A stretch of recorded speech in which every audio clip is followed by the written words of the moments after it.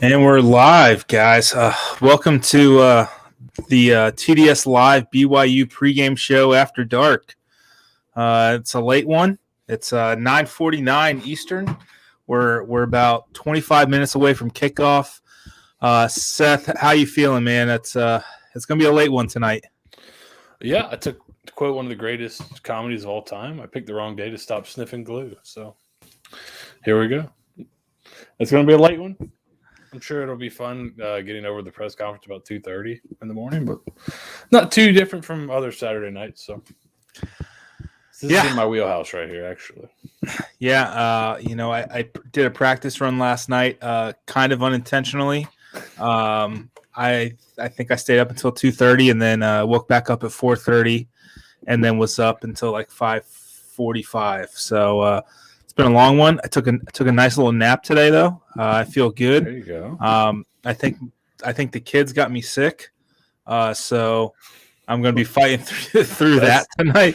Yep. It's going to be a train wreck of epic proportions. I may have to send Samantha out for a coffee run early on. But let's get into it. Let's get into some kind of late breaking news here.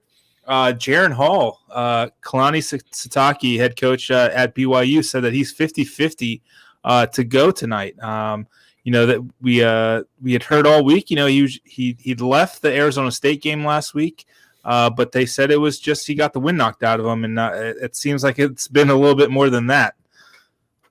Yeah, and if you watch the game, you saw he was kind of grabbing for his hip, and he had a big defensive tackle, like an interior defensive lineman from Arizona State, just land on him right as he fell to the ground. So there was definitely some contact there that caused him to come out of the game. Besides, I think the wind getting knocked out of him. So this obviously would tend to add some credence to that. Yep, and it looks like it's official. He is not out there warming up. He's in streets, so it's Baylor Romney, backup quarterback, and he will get the start for the Cougars tonight against the South Florida. Baylor played in that 2019 game against USF when Jaron Hall coincidentally got knocked out of that game midway through, I think, the second half, and kind of led the Cougars down and almost had a chance to win it, but a good defensive stop by the Bulls to preserve their 27-23 win. Just kind of looking back, Baylor is very, very accurate with the football. Yeah. He doesn't make a ton of mistakes. No, if I recall correctly, he's not much of a runner either. I don't think he's a bad athlete, but he's not kind of Hall's a pretty good athlete.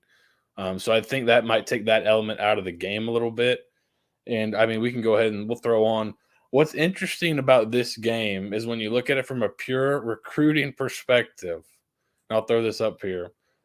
BYU's really not that talented with guys getting guys out of high school, but then you have to factor in kind of some of the outside things with BYU, right? Where a lot of times maybe they don't get a guy that's great right out of high school, but then maybe he goes on a mission and he comes back and he's a grown man now as a freshman. And then by the time he's a junior, he's been in there for a while. Now he's a really good player.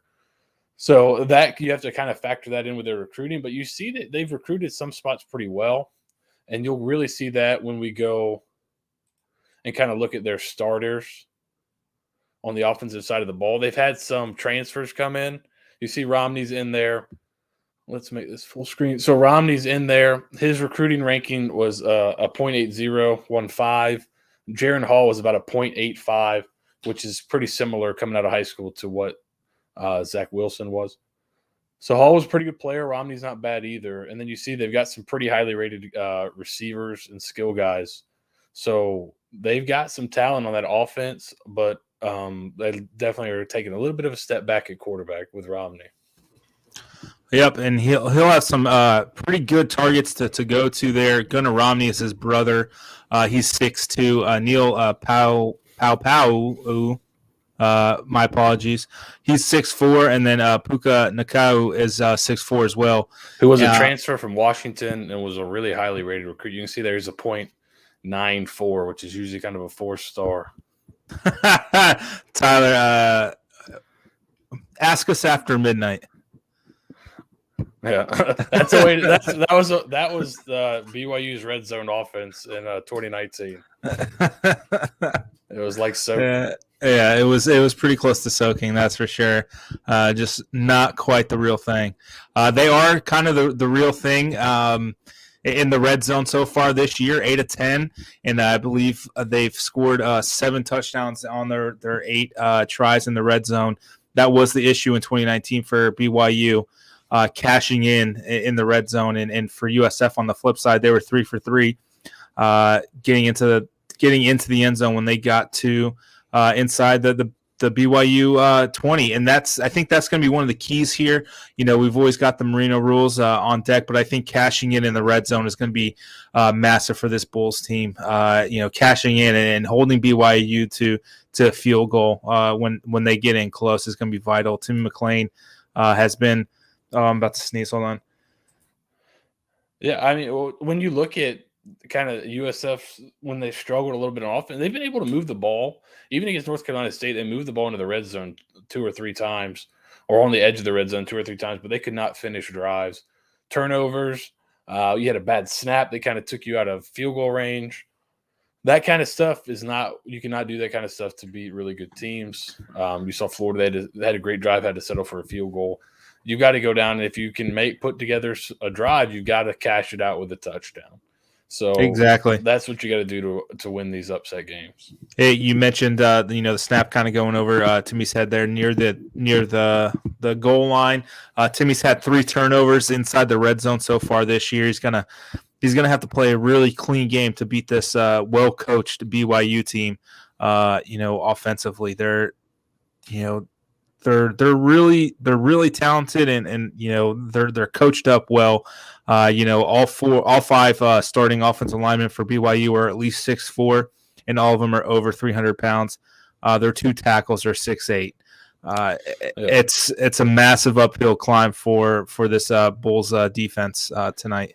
Yeah, and a couple notes. Yeah, I think they're going to really try, I think, to establish their running game, and then do some play action things like that off of it with Baylor Romney.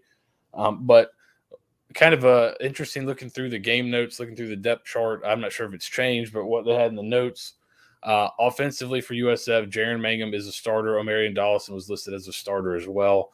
Bryce Miller was still listed as the starter, but I'm not sure. Is there any word on him? I know he made the trip, but is he going to be available tonight? Is he starting? Have you heard anything? I have not yet. We'll see. We'll keep an eye out. We'll get the travel rosters here soon from USF. Could be close call. Yeah. Next up after Miller, Jimmy Horn was listed as the second. Sean Atkins behind Jimmy Horn. So there's a little bit of a pecking order there. And then defensively, Brock Nichols, I think, was listed as a starter this week, as well as Damaris Bellamy was listed as a starter at linebacker. For BYU, I think they list like 15 guys as starting. So kind of took a guess at some names I recognize. I know one for sure they are going to be missing is their middle linebacker who tore his ACL last week. So they're going to be replacing him. He's a pretty good player. I think Peely is his name. Yep. But they're going to be replacing him. But other than that, the other 14 guys they listed as starters should be available today. So a couple new starters for USF on both sides of the ball, at least in the pregame. But, nothing crazy unexpected thus far. Right. And you guys see up there, the line is BYU 23.5. I think the book is back open. It's still open with the news that Jaron Hall is out. Let's see if Collins kind of updated us here.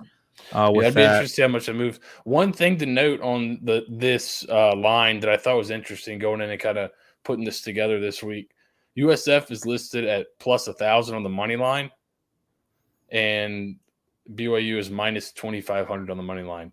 Last week for USF's game against FAMU was listed at plus 1,000 on the money line. USF was minus 2,000 on the money line. So they're making this basically what Vegas is saying is they think USF has less of a chance to win the game than FAMU did against USF last week. That's what they're saying out in Vegas right now. 23.5 is also a larger spread than what FAMU got against USF last week. Yeah. Again, just another weird weekend for teams and upsets. I think that NC State loss looks a little bit, all things considered, looks a little bit better as we head into tonight as they take down Clemson in double overtime. Tennessee's kind of giving Florida all they can handle right now. Seth, what's the score in that game? I think it's 31-14. Florida had a chance to score right before the half and fumbled. Could probably be 38-14. But it's that offense that we all saw it up close and personal. That offense that Heupel runs is tough to stop if they kind of get it going. They've got a couple big chunk plays on Florida. It's kind of Florida's kind of taking control of the game a little bit, but it was up in the air there for well into the second quarter. So, yeah, I mean, your two losses, continue to look a little bit better each and every game. NC State definitely pulled off a really big upset here this afternoon. So, what can USF do here to really kind of turn the tide? This could be I don't want to put the pressure on. I mean, it could be Syracuse 2015 if they can pull off an upset. I'm not saying they will. I picked them to lose tonight, but there's the makings of something here with BYU having to go to a different quarterback, and just I don't know. It feels weird. And I say that, and BYU is going to be out to a 17-0 lead midway through the first. As I say that, but what can USF do to kind of make things super weird out in Provo? I think obviously it's kind of the same things we talk about every week. It gets boring, but if they can get some turnovers, get themselves some short fields, and then score early, get BYU behind, and then make BYU have to throw a lot more with their backup quarterback. That's a recipe for success. You got to have some explosive plays on offense, I think. It's going to be tough, I think, to dink and dunk. The problem is BYU a lot of times will play for that. They'll rush 3, drop 8. So this game, it's going to be probably tough to get those big explosives. But then, what's the flip side of that? You don't want to force things. If they're giving you quarterback run, McClain, take off and take 7 yards. Don't try to force it into coverage like we saw in that North Carolina State game, right? There's a couple of times where he probably could have taken off and ran and picked up some yardage and got him a field goal. He maybe forces one in there and it gets picked off. So you can't do that kind of stuff. So win the turnover battle. Cash in, like you've mentioned a bunch this week, cash in your opportunities. If you get inside the 20, you got to come away with a touchdown if you want to win this game. I think those are kind of key. And then on the other side, limit the explosive plays, kind of try to slow down that run game. Come up, take away the run game like you tried to do against Florida. I don't think they're as good in the passing game as Florida is. They've got some good players, but they're to the backup quarterback. So, you're hoping that you can take away the run game, make them throw. And then that you can also do that if you get out to a little lead early. But it's going to be easier said than done. But I think that's the recipe for success. Absolutely. And, Tyler and yourself here kind of touched on it. Got to cause some turnovers. BYU's had some pretty good turnover luck through 3 weeks. They fumbled the ball 4 times on offense and actually have recovered all 4. That tends to not always happen. And then they've recovered all 3 turnovers that they've forced on defensively, including that pick 6 saving tackle by the running back last week. It's those little things you gotta create. You got to tilt the field a little bit in your favor, and that's how you do it. Force turnovers, punch the ball out, just fall on the ball. Don't try to make the special play, right? Protect. On offense, you got to protect the ball, and then defensively, you got to create some havoc up front and force Baylor to make those throws into a tight window. I think you mentioned it. I think USF's going to press them a little bit like how they did with Florida, force them to make those tight throws. And Baylor's accurate, but he's not Emory Jones and Anthony Richardson. So I think that's a positive in USF's direction. Yeah, he was the backup for a reason. Hall definitely offers more athleticism, but he's been throwing the ball pretty well this year. Romney, I think, is a guy that might take some chances. Actually, they on the broadcast or just last week, they were going in to score. They had the ball first and goal. The coaches told them, do not throw this unless it is wide open, right? Because they can just run the clock out and basically get out with at least a field goal that puts the game almost out of reach, right? He comes out in a play action, trips over his own feet, kind of recomposes himself and throws it to the tight end who's got a guy draped on him. He makes a good throw. The tight end goes up and catches it, and they score a touchdown. But if the coaches tell you don't throw this unless it's wide open, you throw it when it's covered, maybe you're a guy that likes to take some risks. So maybe you can kind of bait him into some throws like you were able to with Emory Jones in the second half of that Florida game. Get some of those turnovers, and then what happens then? You get up, you get some momentum. What happens when they've been down? I think they've been up in most games. I know Arizona State game last week, opening kickoff, Arizona State fumbles. They get a short field, cash it in, and then they're off to the races. Flip that script on them. How do they respond if it happens the other way? I don't know. I don't think it's happened yet this year, but we'll see. So hopefully that's something USF can come out and start fast and really just kind of get up. Absolutely. I think I do understand the propensity to defer in the second half if they do win the toss. But, at some point you've got to say, screw it. We got to take it to them right now. Get the offense on the field, set the tone for what the game can be. Why not tonight? Why not in hashtag USF After Dark? Why not take it to BYU early and have a successful first drive, put some points on the board, and now you're forcing the backup quarterback to go make plays down early in the game. I mean, if we want to get weird, let's open with an onside kick. Screw it. Let's get really weird, right? Why not? It's way past everyone's bedtime. Let's get weird, right? Why not? I'm here for it. I'm absolutely here for it.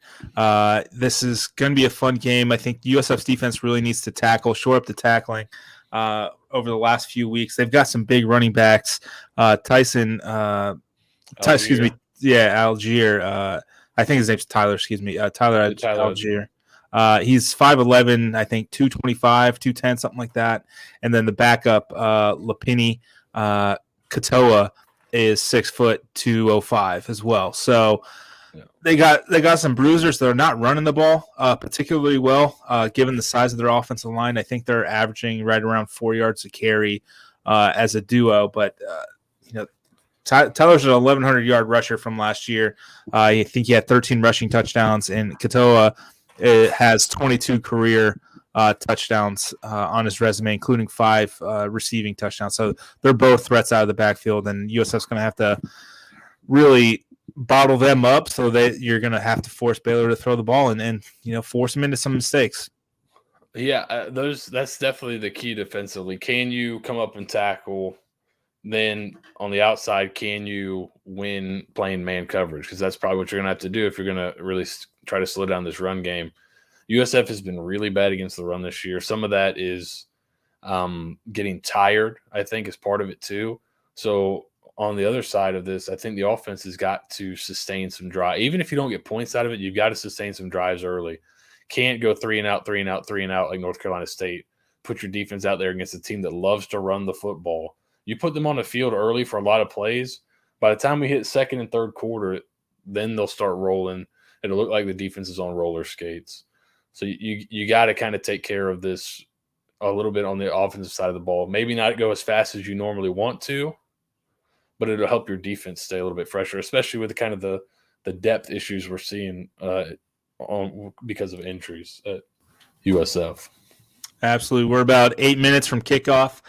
Seth, your prediction was 38-10 BYU. This was under the assumption Jaron Hall was going to be playing. Do you want to keep your prediction? Do you want to amend it? I think I'll keep it. I'll keep it. Fair. 38-10. Fair enough. I picked 45-23 BYU. I'll take away a touchdown for BYU. So 38-23 BYU. I still think they win. I still think that this is still a really talented and mature team. A lot of juniors and seniors on this BYU roster. Baylor's been around for a while. So he's not some bright-eyed, bushy-tailed kid. He's been around. He's been there for yeah. He graduated high school in 2016, I think they say. Yeah. So he's been around for a while. I graduated college in 2015, and I think he's been there since then. So he's been around for a real long time, and why not do something weird? Let's do something. Yeah, shock the late night college football world. Why not? It's college football. This is what we live for, right? Hey, we saw a 30-point underdog win outright earlier today. Yep. USF's only 23.5. That's a touchdown less. And then with Hall out, I wonder if that creeps a little bit closer to 3 touchdowns at 21 maybe. So you never know. Hopefully, if the defense comes out and plays well, you get up early. Oh, he's really going for it now. There you go. Okay. All right. Eric, lay off the sauce, man. What do you call it, a Hail Mary out in Utah, or does it have some different name? We'll have to think about that. We'll have to come up with a different one just in case. A Hail Joseph Smith, I believe. Eric, start thinking of one for the post-game show. Well, this has been fun. I always love this. We'll be here at halftime, and then we'll do a post-game wrap-up show at like 3:00 in the morning. It'll be oh God, it'll be fun. It'll be totally fine. It might be a lot of fun. It might be a waking nightmare, but we'll be here regardless. Exactly. So go enjoy it. ESPN2 kickoff in about 5 minutes. Go have some fun. Enjoy a beverage. Try to stay awake. Drink some coffee. Do some jumping jacks during the timeouts to keep the blood flowing. Do whatever you need to do to stay up because it's going to be a late one, folks. We'll be here at halftime. Hope you join us, and we'll break down the first half, and hopefully, USF's up to a 30-point lead at half or something like that. There you go. How about it? All right. Have fun. Enjoy it. Follow us on Twitter at Stampede SBN. I'll be live tweeting the game. Let's have some fun. Let's get weird. All right. See you guys at halftime.